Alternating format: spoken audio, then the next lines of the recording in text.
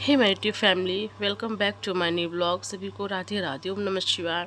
कैसे हैं आप सभी लोग? आशा करती हूँ आप लोग बहुत अच्छे होंगे, स्वस्थ होंगे और अपना अच्छे से ध्यान रख रहे होंगे।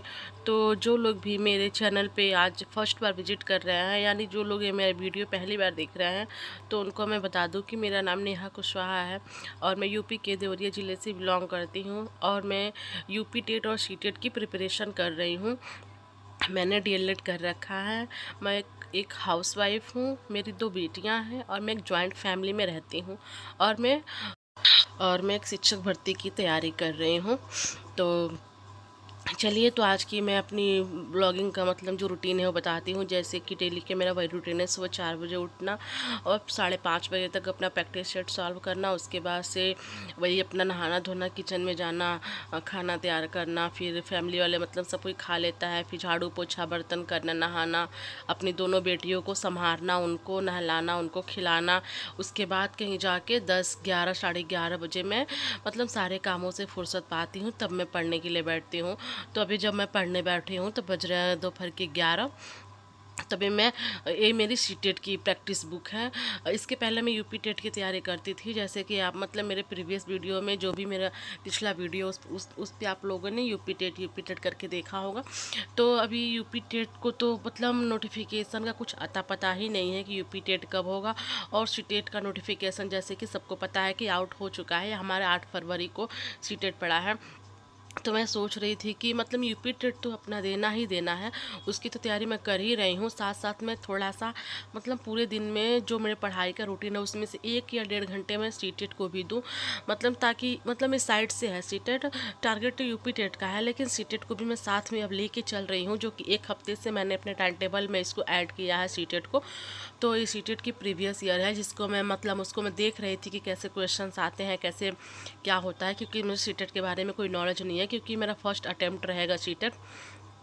तो उसी का मैं प्रैक्टिस कर रही थी। अभी मैंने सीडीपी को ही खोला था, देख रही थी। अभी मैं मतलब उसका स्टार्टिंग पेज में पढ़ रही हूँ कि कैसे क्वेश्चंस आते हैं, कैसे क्या चीज़ है, तो वही मैं देख रही थी।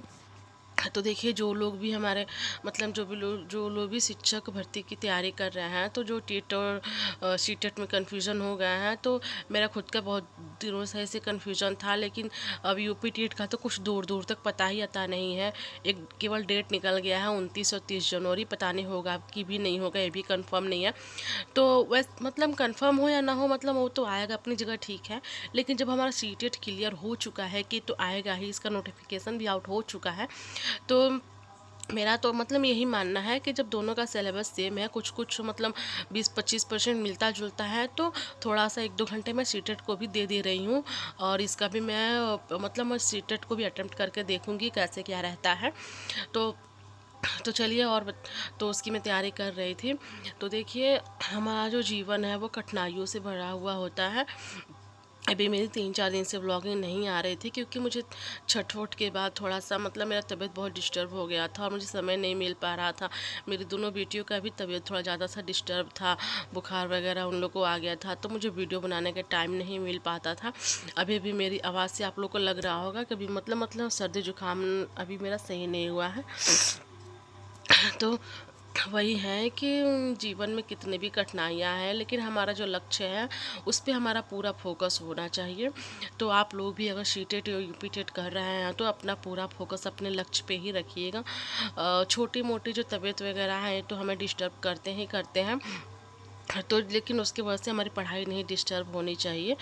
तो इसलिए मतलब कुछ 3-4 दिनों के बाद आज मैं ब्लॉगिंग शूट कर रही हूँ।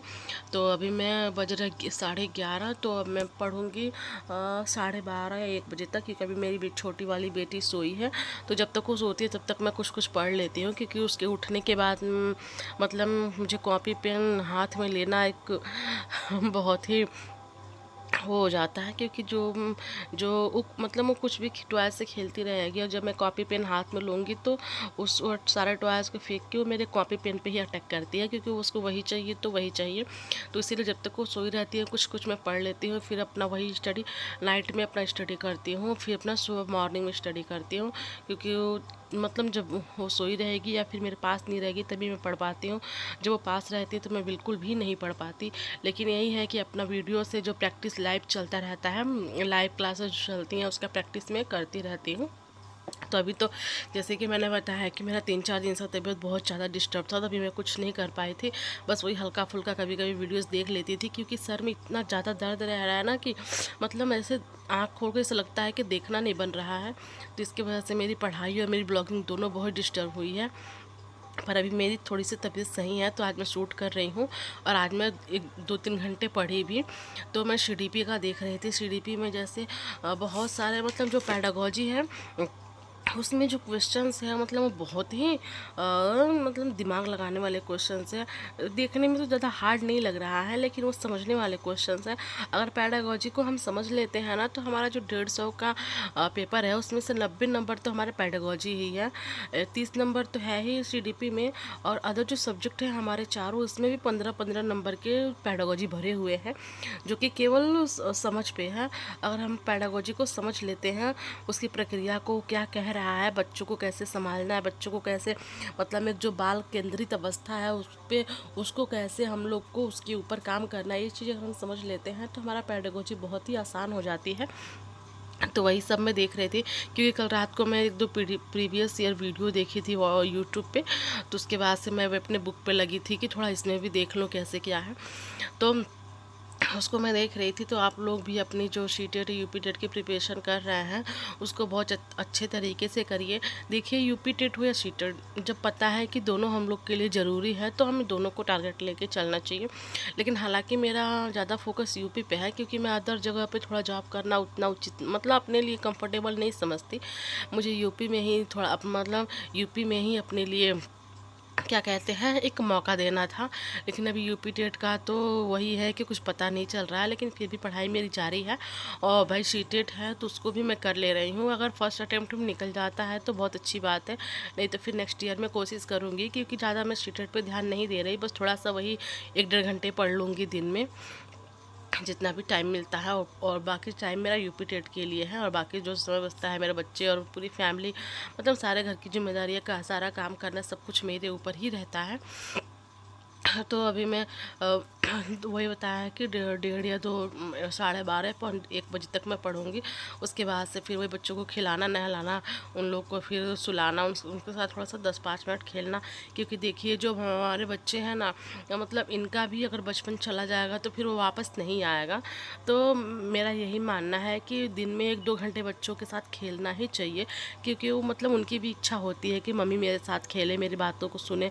अगर हम हर समय हम पढ़ाई को लेकर इरिटेट होते रहेंगे, बच्चों पे अपना फ्रस्ट्रेशन निकालते रहेंगे, तो ये भी उचित नहीं है। तो इसीलिए मैं थोड़ा सा अपने टाइम अपने बच्चों को भी देती हूँ, और अपने बीच में पढ़ाई भी जारी रखती हूँ, और जो सारे काम है वो तो मुझे करने ही करने हैं।